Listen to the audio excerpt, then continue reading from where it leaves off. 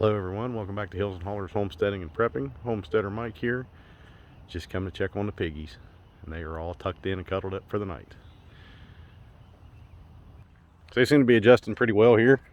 They're eating fine, they're drinking fine, they're really starting to root up in the pen there a lot. And we'll just give them time. They just need time to adjust and get used to us and everything, get used to this environment.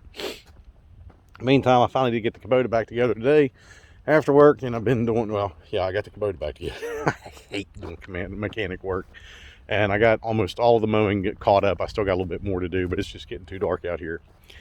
So, you know, every video I do, keep prepping, starve the system, 3 months minimum. 3 months is the standard for food preps and stuff. And I want to tell you, I don't know what you guys follow. I don't know if you even follow anything or don't care. I'm not a headline. I'm just a headline scanner. I'll go over stuff that looks like it's interesting. I'll start to read it. If it loses me pretty quick, I'll just go to something else. But as far as following any specific channel, any specific genre of news or whatever, I don't. I gave that a couple years ago. It really decreased the stress in my life. But there's a lot of channels on Facebook or on YouTube that do a really good job compiling a lot of this stuff. And this isn't just hearsay or people's opinions. This is real stuff. So with the big lockdowns because of the outbreaks in China and everything, and I know everybody's seen that stuff going on over there in the last few weeks, you know, there's just almost going to be nothing left for them to export out. And I don't think we as Americans realized how much of the products that we use and buy every day, it comes from China. And I'm thinking probably by, I'm going to say every bit of by June, and especially into July and into the summer, we're going to really start seeing the shortcomings of all this stuff, because it's just not going to be there. And by the time America gets caught up with their ports, with all the ships that they have docked off in the ocean waiting to unload at the ports and stuff, by the time they finally catch up with them, there ain't gonna be nothing left to come in. So, you know, I think you're really going to start seeing the shortages beginning in June. I think they're going to, and I agree with that assumption, or that analysis that a lot of these folks are putting out there, is that we're going to start seeing these shortages starting about in June. I know fuel prices are just crazy. The stock market's going to crap. One of our retirements that we have is just, man, we've lost, I was like, oh God, we've lost already 7%. And that doesn't sound like a lot, but when it's meager to begin with, every bit of it like that, you know, you feel it. So, you know, we're just plugging along here, doing what we can to get done what we can. And the wife and I were talking on our trip when we got the pigs. I said, you know what? I said, I'm just about done with freaking all this grass mowing up here. I said, I think I'm going to just start fencing in parts of the yard, and I'm going to get a couple sheep to put up here. She said, I'm fine with that. And I'm like, okay, good. So, so there's another project we'll see if we can get done.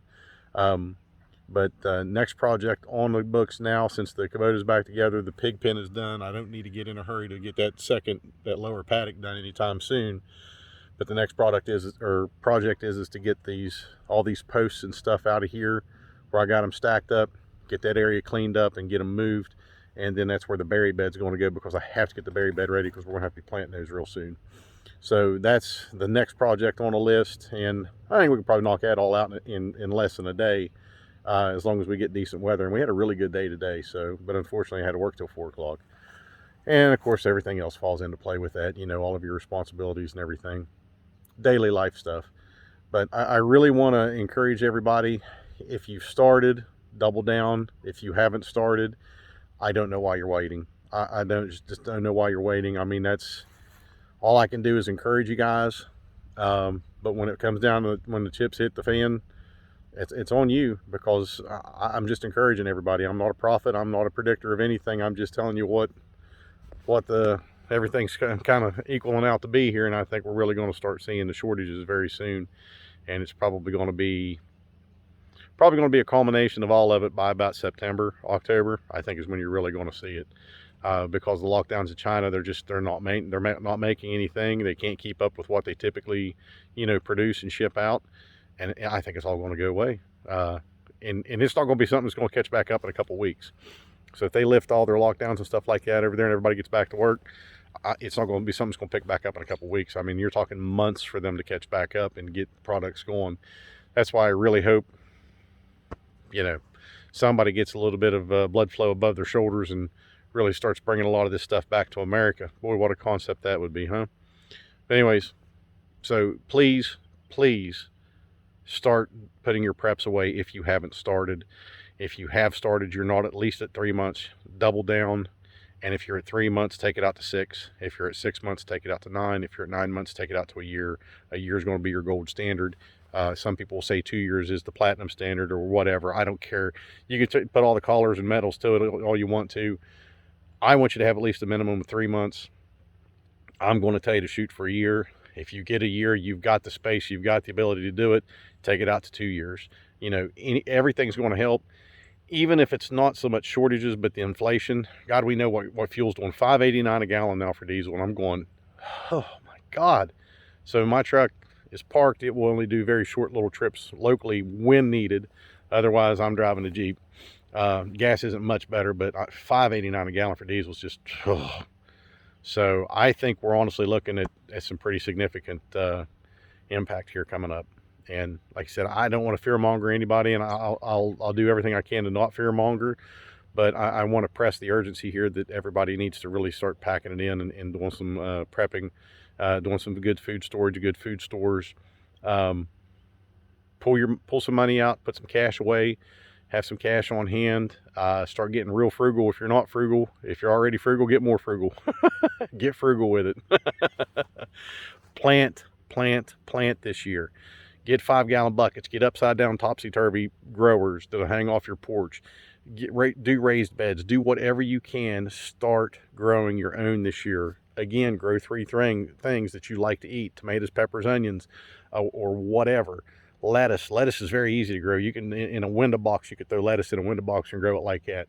Little green onions, you know, tomatoes. You can do all kinds of different tomatoes. You can do little paste tomatoes like aromas or Amish paste, or even cherry tomatoes, grape tomatoes. You can do mortgage lifters. You can do all that good stuff. You know, there's actually a West Virginia tomato for West Virginia folks. Of course, anybody can grow it. It's called a Mountain Princess. It's a phenomenal tomato. It gets about that big around, and oh my God, is it so good. It's one of my favorite tomatoes. You got to start doing this, folks. We got to step away from this centralized global food supply chain that has failed. It's failed, and it's failing more and more every day, and we got to do more to get away from that and do more for ourselves. When we are not dependent on them, they cannot control us, and it's exactly what they're doing right now, is they are controlling us. And we need to regain our independence. We need to take it back, be more self-sufficient, more self-reliant, and starve that system. That's the whole point of that. That's not just a catchphrase for this channel. Starve the system. You have to starve the system, because that's the only way we're going to regain our freedoms back from this and gain our independence back from this whole mess that they've created. So that's going to be it this evening. I got to get the chickens locked up, gather some eggs. The piggies are tucked in for the night. The Kubota's put away. I'm going in and wash my body. And we're going to do some videos here coming up, some pressure canning and stuff like that, or just, you know, just some different canning methods and everything like that for some different foods and stuff. A lot of chicken we're going to start canning up to free up some freezer space. So in the meantime, folks, please, 3 months minimum, 1 year gold standard. Grow something, grow 3 things, pick 3 things, grow them. 5-gallon buckets, upside down topsy-turvy, window boxes, put them on your balcony, whatever you can do. Raised beds, till up the yard. Cut back on grass mowing and put a daggone garden in. Get that stuff going this year. Get it going, and learn how to can, learn how to preserve, and get back to the old ways that are going to get us through these tough times. In the meantime, starve that system. Take care, keep prepping, and God bless.